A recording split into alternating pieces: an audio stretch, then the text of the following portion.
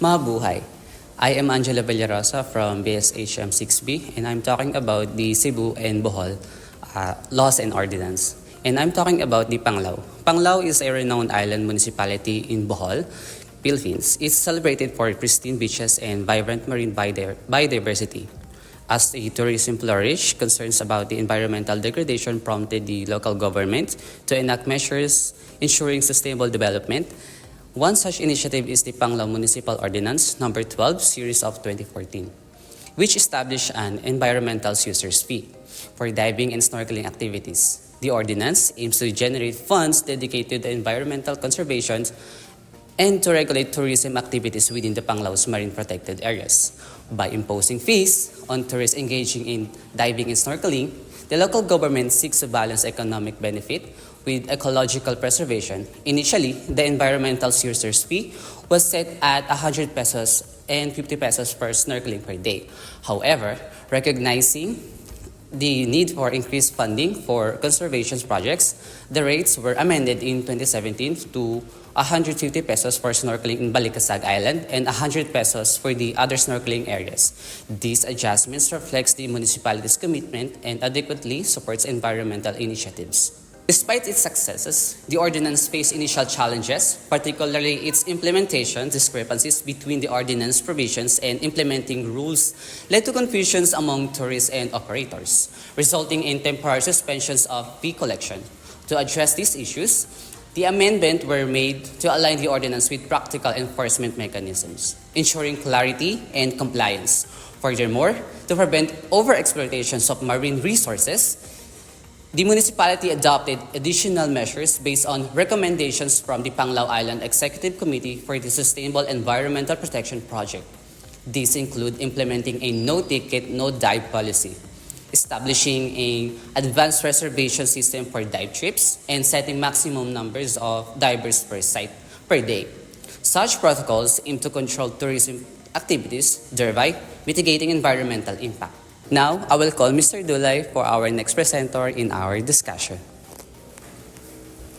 Thank you so much, Mr. Villarosa. Now I will be discussing the eco-cultural tourism in Bohol. Please follow me.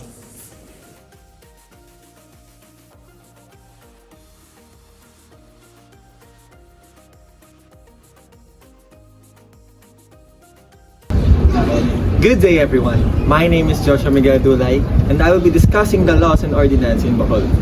Bohol, an island province in the Central Visayas region of the Philippines, is renowned for its natural beauty and rich cultural heritage. With attractions like the world's famous chocolate hills, pristine white sand, beaches, and centuries-old churches, it has emerged as one of the top tourist destinations in the country, recognizing the need to preserve its environmental and cultural treasures while promoting sustainable and economic development.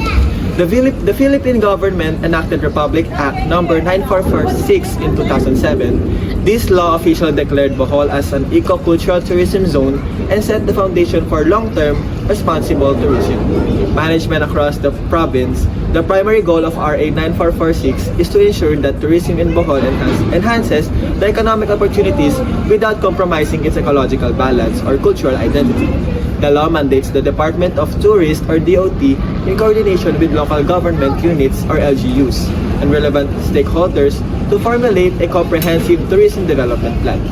This plan must include strategies to conserve natural landscapes, safeguard cultural heritage sites, and establish tourism-related infrastructure that aligns with environmental standards. The law covers all cities and municipalities within the Bohol's territorial jurisdiction, such as Tagbilaran City, Panglao, Lobok, Carmen, and others. Each locality plays a crucial role in implementing policies that reflect the core values of eco-cultural tourism, which is sustainability, community, participation, and preservation. And may I please call on Ms. Faith De La Rosa to continue the discussion about Bohol. Thank you. I am Faith De La Rosa and I am going to talk about the marine wildlife in Bohol. Follow me.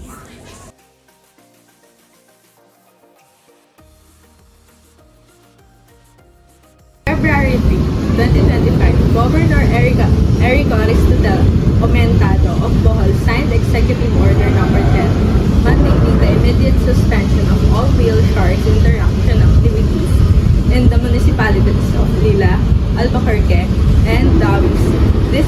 inclusive decision underscores the provincial government's commitment to environmental conservation and sustainable tourism practices. The executive order was prompted by findings from an interagency investigation initiated on November 22, 2023. The probe uncovered several violations, notably the unauthorized feeding of whale sharks with krill to attract them for tourism purposes, such as practices contravene Provincial Ordinance Number 2020-0808 and Joint Memorandum Circular Number 1 Series of 2020, which explicitly prohibit the feeding of marine wildlife due to its detrimental effects on their natural behavior and broader marine ecosystem. Feeding whale sharks disrupt their migratory patterns and can lead to dependency on human-provided food sources, posing long-term risk to their survival. Additionally, the accumulation of uneven krill has been linked to foul odors nearby waters, potentially affecting other tourist destinations like Panglao Island. The investigation also revealed that several operators lack the necessary permits from the agencies such as the Department of Environmental and Natural Resources or DENR and the Bureau of Internal Revenue or BIR, further highlighting regulatory non-compliance. To ensure adherence to the suspension, a multi-agency task force comprising the Philippine Coast Guards, Bureau of Fisheries and Aquatic Resources, DNR's Environmental Management Unit, and the Coastal Law Enforcement Council has been mobilized. Operators wishing to resume shark interactions activities must secure clearances from relevant agencies and demonstrate full compliance with environmental regulations. We will now proceed to the next report. Mabuhay! My name is Miguel Gonzalez and I will be tackling Cebu. In recent years, the Cebu city government has initiated steps to prevent the rich cultural and historical legacy by proposing the creation of the Heritage District in the downtown area. This ordinance seeks the safeguard that architectural, historical, and cultural integrities of significant landmarks and buildings that narrates the story of Cebu's evolutions. Through the centuries, much like similar initiatives across the Philippines, including the province of Bohol, this proposal legislation aims to establish legal protection that ensures the distrust of the proposed ordinance is the declaration of specific zones within downtown Cebu as a heritage district. The main thrust of the purpose of ordinance is the declaration of specific zones within downtown Cebu as a heritage district that would include areas like Colon Street, Pares, and other heritage-rich locals. Hello, hi.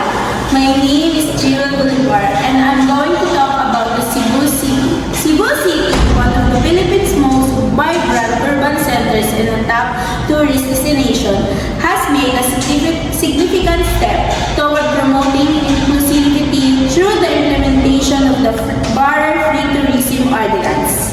This legislative initiative underscores the city's commitment to universal accessibility, ensuring that the tourism experience is welcoming, equitable, and accessible to all individuals, especially persons with a disability, PWDs, senior citizens, and other vulnerable sectors. The Barrier-Free Ordinance is anchored in broader national and international frameworks. At the national level, the ordinance finds legal grounding in the Magna Carta for persons with disabilities, Republic Act No. 7277, and in its amendments under Republic No. 9442, which emphasize the right of PWDs to access public spaces, informations, and transportations and services. Furthermore, the Accessibility Law of Batas Pambansang Building 344 mandates the public buildings, transportations, terminals, and other facilities incorporate features that accommodate persons with mobility challenges. And that will be all for our discussion for the law and ordinance in Bohol and Cebu. Thank you so much.